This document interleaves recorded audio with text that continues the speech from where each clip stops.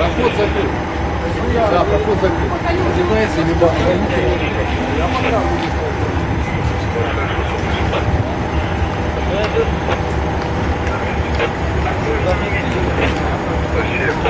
Кого я подписал? Кого я подписал? Вот это вопрос. А вы что, Лилева? Вы что? Вы задом отсюда. Когда подумал, то не сделал. Когда я уже дышать не буду.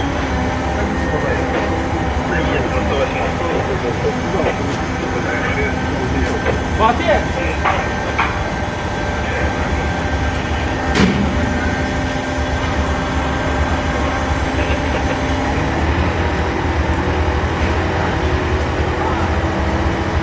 Девушка, куда вы пошли?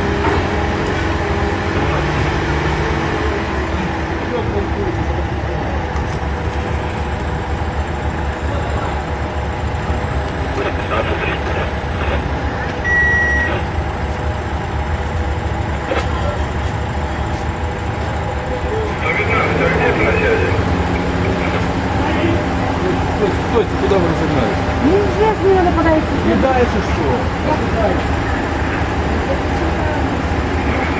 Сколько надо, столько будете ждать.